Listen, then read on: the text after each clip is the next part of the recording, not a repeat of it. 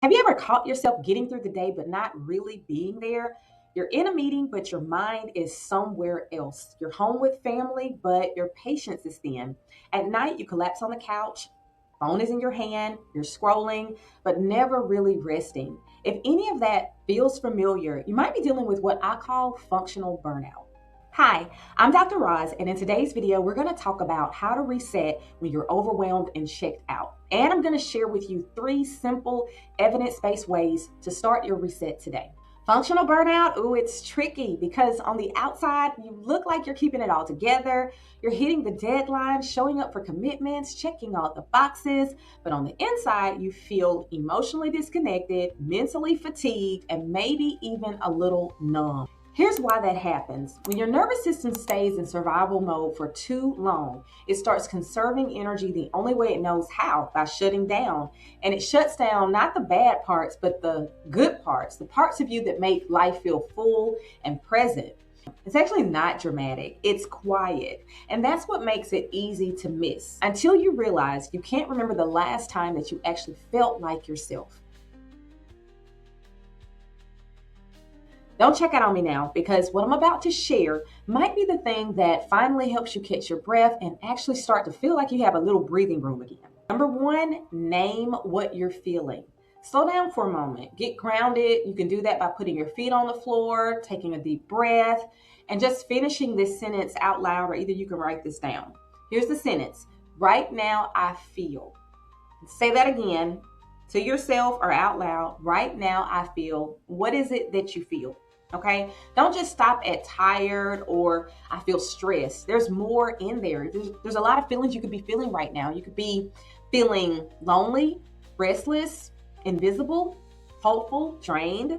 You could be feeling confused, or you could be feeling grateful. Okay. Just let those words come up right now, even if they don't all make sense together.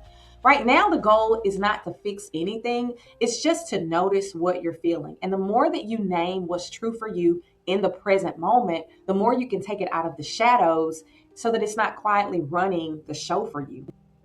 Number 2, we can interrupt the loop. So think about the thing that you automatically do when life feels too heavy. Do you check out? Do you scroll your phone? Do you say yes when you really mean to say no? Or do you go silent whenever conflict comes up for you? So the next time somebody asks you something, try saying something to kind of pause it. Maybe like, let me think about it. All right. Instead of saying yes. Or if you feel yourself shutting down when you're in the middle of a conversation, then you can take a deep breath and just say, hey, I need a moment. There's nothing wrong with slowing down people and situations in the moment. These tiny pauses are like speed bumps for your brain. Okay. So they give you the space to choose what comes next instead of you just running on autopilot, running on that loop and letting that loop make the decisions for you. 3, reclaim 15 minutes for yourself. Now, let's be honest. A lot of us say we're taking a break, but the moment we sit down, we check our email, we fold clothes, we think about what we need to do on our to-do list, and then we're like, oh, I need to get up. All right, that's not a reset. That's just doing more work in disguise. Being productive, that's not the same as taking care of yourself. Okay, so here's what I want you to do. If you need to, you can set your timer for 15 minutes, but make that 15 minutes untouchable. Turn your phone on airplane mode. Pick something that fills you, like reading for pleasure instead of reading for education. I know that was a big thing for me years ago. I had to be reading something that was going to elevate me to the next level. No, read something that allows you to turn your brain off. Do some stretching or either listen to music. And be careful about the music that you listen to. A lot of times we're listening to music and it gets us in an even more keyed up state. Okay. My point is that you're not doing this to get anything done. You're doing it to remember what it feels like to be in your own life without rushing to the next thing. So just to recap, we named what you were feeling. We put a speed bump in your automatic loop, right? And we carved out real time for yourself without an agenda. Even small changes like these, they can start shifting you out of survival mode and back into a life that feels like yours. I want you to take a moment and just pause and ask yourself, when was the last time you felt light or hopeful or present in your own life? And if you could get that feeling back, what would it change for you?